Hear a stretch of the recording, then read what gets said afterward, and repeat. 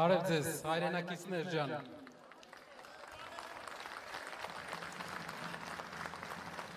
Մենք գտնվում ենք Հայաստանի ազատության հրապարակում։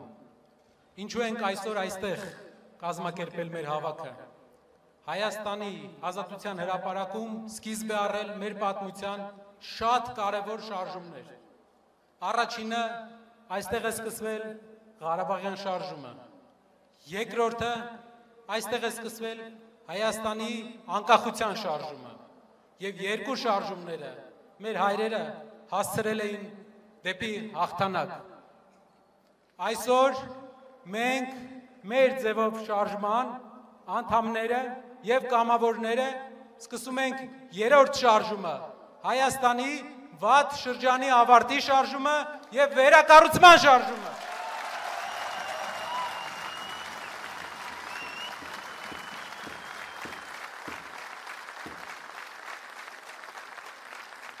Շատերը, ովքեր այստեղ են, հարցնում են, թե ինչպես եք հասնելու այդ վերակառուցմանը, եթե կա իշխանություն, որը գնում է բոլորովին ուրիշ ճանապարհով։ Ես առաջարկում եմ ձեզ 3 քայլ,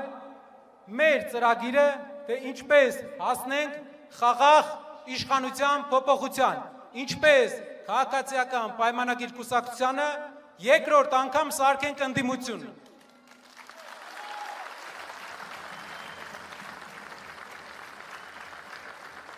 Քայլ համար 1. Մենք պետք է բոլորս պատրաստ լինենք եւ աշխատենք եւ գնանք դեպի ընտրություններ։ Մենք տեսնում ենք, որ հայ ժողովուրդը ունի հնարավորություն արդար ընտրություններով, լավ աշխատանքով իշխանությունից հեռացնել այս խմբակին։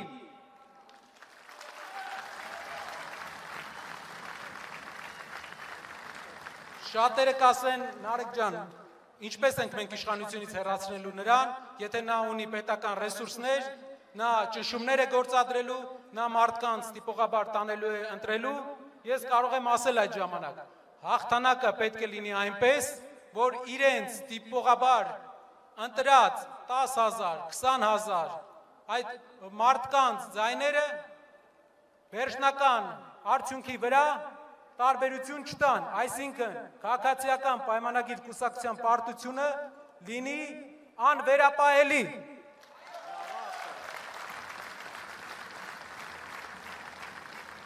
Իսկ ինչ պետք է բոլորս անենք դրա համար, ամեն մեկս, ովքեր այստեղ են, գիտեն, որ շատ մարդիկ իրենց գործը թողել, եկել են այստեղ, որպեսզի հարցերի պատասխան լսեն։ Կարևոր հարցերի պատասխան։ Լավ, ինչ անենք, որպեսզի այդ օրը մեկ օր շուտ գա։ Ինչ ես դու առաջարկում։ Շատ շարժումներ են ունեցել։ Մեր հայրենիքում շատ շարժումներ են եղել, որոնց ինչ պատճառներով չեն հաջողվել։ Ինչն է ձեր առաջարկը։ Իմ առաջարկը մի բանն է։ Այստեղ կան տասնյակ հազար մարդիկ, տասնյակ հազար Հայաստանի քաղաքացիներ։ Բոլորս եւ ամեն մեկս, եթե աշխատենք ակտիվ եւ խոսենք մեր շրջապատի հետ, բոլորի հետ պետք է մեր շրջապատում խոսել, բոլորին պատմել ճշմարտությունը, համբերատար հարևանների, բարեկամների, բոլորի հետ խնդրում եմ, սա է ճիշտ ճանապարհը, խոսեք, պատմեք, բացեք այդ մարդկանց աչքերը, որովհետեւ այն ինչ մենք գիտենք, հնարավոր է այդ մարդիկ չգիտեն, եթե ամեն մեկը այստեղի գտնվող տասնյակ հազար մարդկանցից 3 հոգու կարողանա այնպես անի, որ նրանց աչքերը բացվեն, որ նրանք ճիշտ քաղաքացիական դիրքորոշում ունենան, ես վստահեցնում եմ, մի քանի ամիս հետո մեր հասարակությունում իրավիճակը կատարյալ փոփոխված է լինելու եւ այս իշխանությունը շանս չունի մնալու։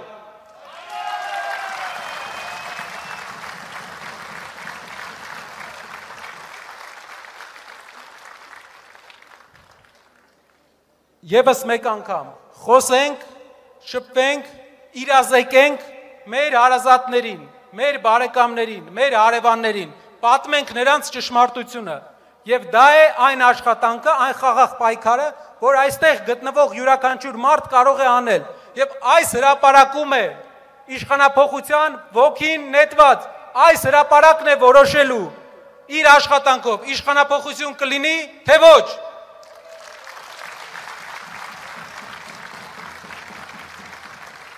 Ես պլանավորում եմ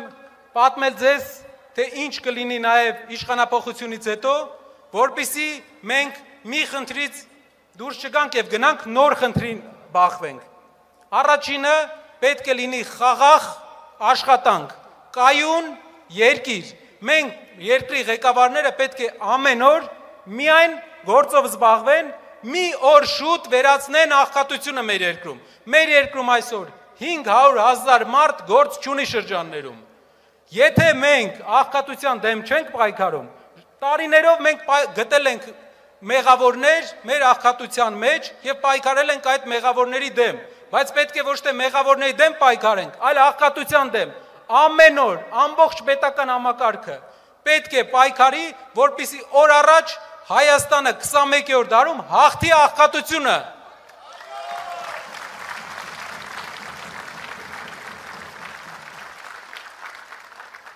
Բոլոր շրջանները,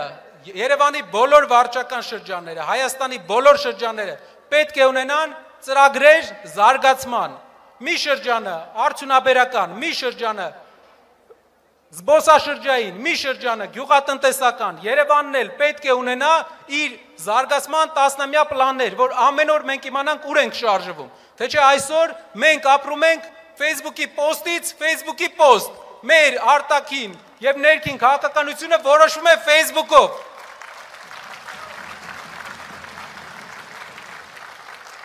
Իշխանափոխությունից հետո նաև մենք խոսք ենք տալիս, որ քաղաքացիական պայմանագիր կուսակցությանը կտանք 2 պաշտոն։ Առաջինը ճանապարհաշինարարության պաշտոնը, որ սիրում են ասֆալտ անել, եւ երկրորդը սիրում են ասֆալտին փռել։ Իրանց մոտ 2 բան է ստացվում։ Ասֆալտ անել ու ասֆալտին փռել։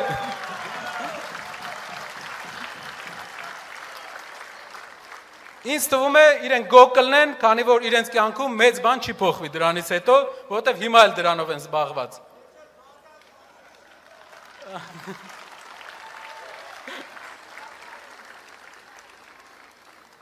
Նաև կուզեմ ասեմ այն, ինչ կատարվում է եկեղեցու հետ, պատմեմ ձեզ։ Մեզ մի բան չի հիշեցնում, այն ինչ կատարում է մեր եկեղեցու հետ։ Հիշում եք, իշխանության գալուց հետո սկսվեց բանակի հանդեպ ինչ-որ պրոցեսներ։ Ասվեց, որ սպաները եւ գեներալները կոռումպացված են, քաջ չեն կռվում։ Մի քանի տարվա ընթացքում տասնյակ սպաներ եւ գեներալներ հեռացվեցին բանակից։ Եվ այն ժամանակ էլ նույն ձեռագիրներ ասում էին սպան լավը չի, գեներալը լավը չի, զինվորը լավն է։ Հիմա ասում են սրբազանները, մեր սրբազանները, մեր եկեղեցու սրբազանները լավը չեն, քահանան լավն է։ Հակադրություն են բերում ստեղծում, քանի որ մեր երկրում ուրիշ հակադրություն չեն կարող ստեղծել։ Մեր երկիրը 95%-ով առաքելական եկեղեցու հետևորդ է, 98%-ով հայ ազգի ներկայացուցիչներ են այստեղ ապրում եւ որևէ ուրիշ հակադրություն Հայաստանում, բացի ղեկավար եւ ոչ ղեկավար հակադրության, նրանք չէին կարող ստեղծեին։ Այդ իսկ պատճառով նրանք ստեղծել են այս հակադրությունը, որպեսզի կարողանան քանդեն այս կառույցները։ Հիմա ձեզ հարց եմ տալի։ Մեր այսօրվա բանակից է Ադրբեջանը ավելի շատ վախենում, թե 7 տարի առաջվա։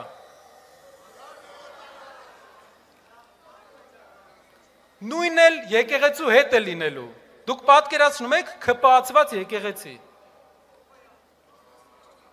Պատկերացնում եք, նրանք ուզում են եկեղեցին սարքեն հարսանիք անող կառույց, բայց եկեղեցին մեր ազգապահպանության հիմնասյունն է։ Ու դա նրանց մոտ չի հաջողվի։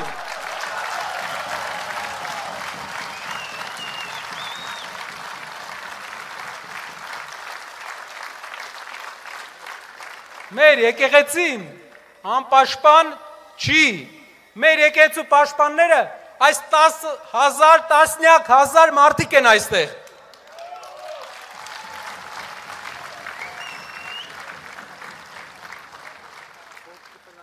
Նաև շատերը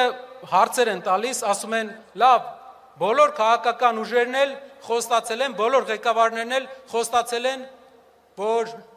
մենք ապրելու ենք ավելի բարեկեցիկ երկրում։ Լավ, ձեր առաջարկն ուրիշների առաջարկը ինչով է տարբերվում։ Ասեմ, ինչով է տարբերվում մեր առաջարկը։ Պատկերացրեք, քաղաքացիական պայմանագիր կուսակցության ղեկավարը, հայկական ժամանակի գլխավոր խմբագիրը, քանի հոգու, քանի մարդու կյանք է բարեկեցիկ դարձրել, մինչև վարչապետ դառնալը։ 5, 4, 3, քանի մարդու է նա կարողացել բարեկեցիկ սարքի։ Իսկ քանի մարդու է կարողացել Սամվել Կարապետյանը։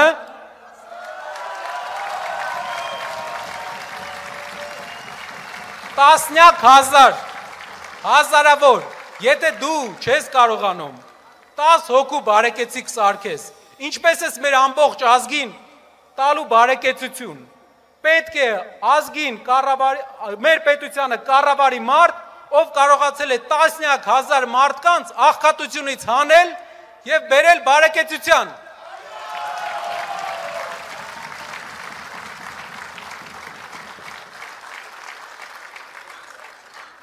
Շնորհակալ եմ բոլորից, ուզում եմ ասել, որ մեր պայքարը լինելու է խաղաղ, բայց հետևողական։